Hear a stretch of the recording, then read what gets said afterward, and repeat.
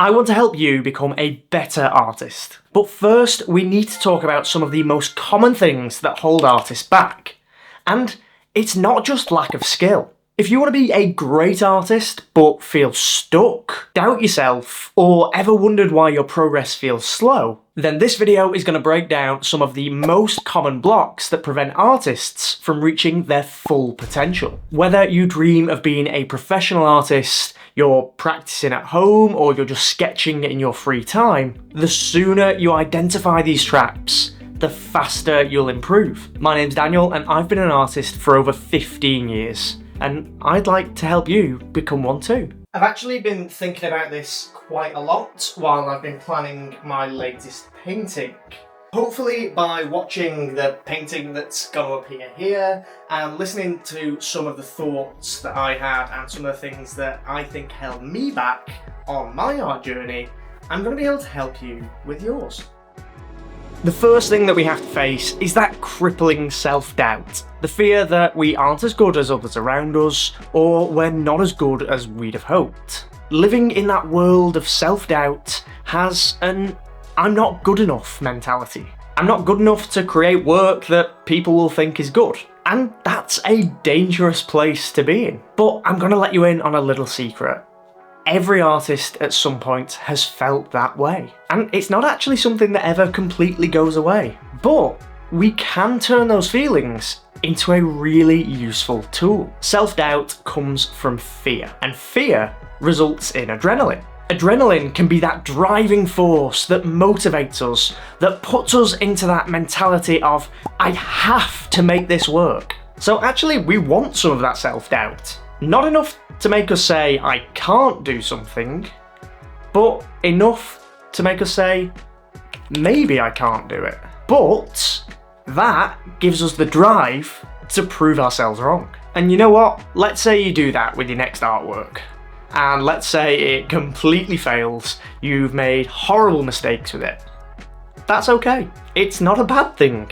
You shouldn't be scared to make mistakes.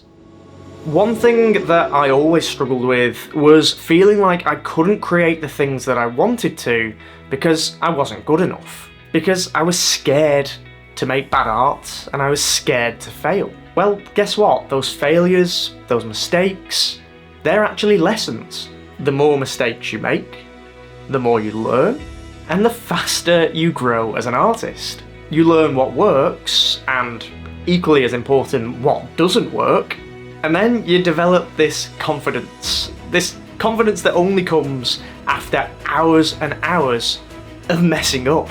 But you don't just need confidence to make mistakes. You also need the humility to receive criticisms. Some are gonna be bad, but others are gonna be constructive. You have to accept that you're always gonna get the good with the bad, and make sure you don't close yourself off completely from those criticisms, because otherwise you'd miss out on some really good advice. Remember, criticism isn't an attack, it's a tool that you can use to get better. But the truth is, even if you have the right mental attitude and you accept criticisms with grace and decorum, you're still not going to have a great time if you don't have the core skills to back it up. Talent is only going to get you so far. Someone who's talented but doesn't work hard is never going to get as far as someone who's less talented but puts hours and hours into developing their skills. And that doesn't mean just creating every day. It means having a purpose to what you're creating. Think to yourself, what is it that I actually want to improve? And how am I going to do that? Is what I'm doing actually helping me towards that goal? If you just sit there and copy from reference photos every day, but you don't have a good grasp on values, anatomy, and form, then unfortunately, you're probably gonna struggle creating art that wows people. And let's say you have all of that technical skill, you're fantastic with values, forms, and anatomy. It's not gonna do you any good if you don't have the confidence for simplicity. If I was younger or just starting out, I would essentially put all of my time into the fundamentals of shape, form, anatomy, and perspective. A lot of beginner artists look for the quick solution. They want to just jump straight in and start creating highly rendered work. And I mean, I get it, you're eager to get started with those details. And you might actually get bored by those simple skills, and you just want to create art like the artists that you look up to. But what those artists don't show you is the hours upon hours of fundamental work that they did to get to where they are now. Focusing on shape and form and anatomy solidifies your knowledge and actually helps you improve so much faster. Obviously, being able to create highly rendered works is great, and it's something that I've put a lot of time and effort into being able to do, but it's not the be-all and end-all of skills. And now I actually realise it's one of the least essential elements to actually be able to communicate ideas properly through my art. The fundamentals, those building blocks of form, anatomy, value, shape, they are the things that you could never invest too much time into. And with all that being said, if you're still struggling to learn those fundamentals on your own, there are so many artists out there willing to share their knowledge with you. And I don't just mean on YouTube or by going to an art school. I didn't go to an art school, I'm mostly self-taught, but even now, I absolutely love going to workshops that are run by other artists, because I get to see in person how they do things. And I cannot tell you how useful it is to actually be able to be there in person and hear somebody explain how they actually do the things they do to create their artwork. And there's so many artists out there doing this. There will be hundreds of them in your local area all running these workshops. But don't just find them, go to them. Not only are you gonna learn new skills, but you're also gonna meet like-minded people, and you're going to be supporting an artist in your local area as well. Someone that could be in a very similar boat to you, or how you'll be in a few years. I also find going to workshops one of the fastest ways to develop your art as well. You learn new things, and then you learn to apply those things to your own work. But in saying all of that, even the most talented and technically skilled artist will struggle unless they continue to build the habits that keep you moving forwards as a confident, creative, and consistent artist. You have to continually put yourself out there, and I don't just mean by sharing your artwork in person or online, but meeting and engaging with new people. That could be in person or it could be online. It's basically networking. And I know that sounds scary, and I know that sounds difficult, especially for us artists who are essentially hermits, leaving the studio literally only for food and occasionally to sleep, but I cannot tell you how important it is to surround yourself with like-minded people. The inspiration and the motivation that you get from speaking with other people is so much more than you can get sitting there in a dark studio by yourself. And networking isn't just about meeting buyers or trying to get into galleries or selling your artwork. It's about sharing experiences and learning and just basically enjoying the thing that you love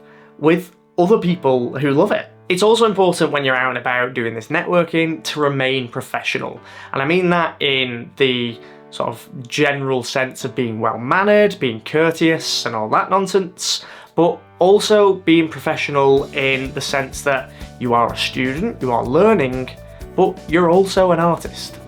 So approach the way that you create your art like a professional as well. You shouldn't just be creating for the sake of it. Think about the why behind it. What are you actually creating for? Is it for yourself? And that is totally fine. Is it for recognition?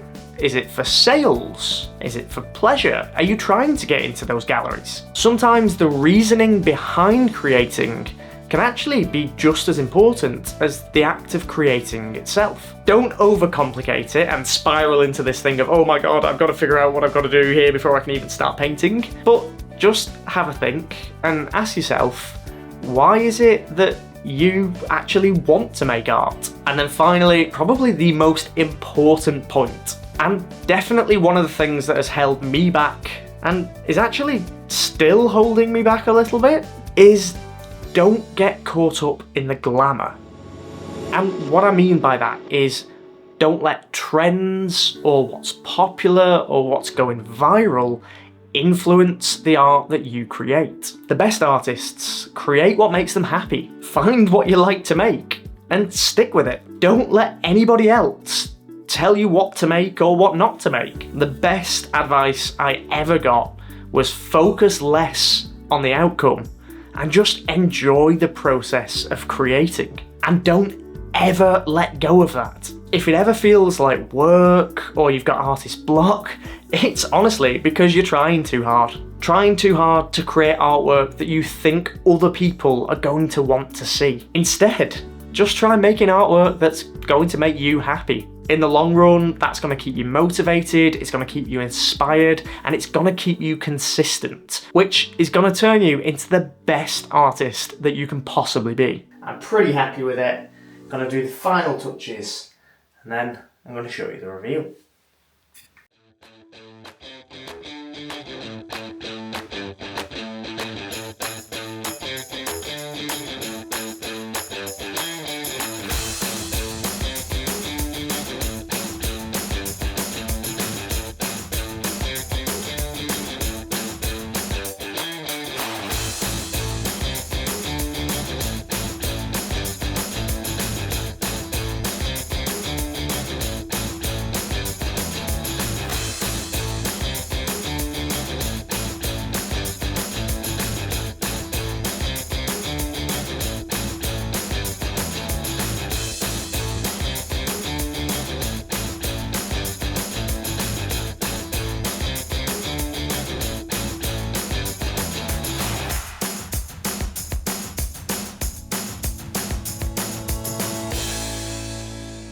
Every artist's journey is different. Mine isn't the same as yours, but I hope if some of the points in this video hit home and you can relate to them, they can help you move forward with your art journey with confidence and purpose. And if you've got any tips that you think will help others, please do share them in the comments. As always, thank you so much for watching, and I'll see you next time.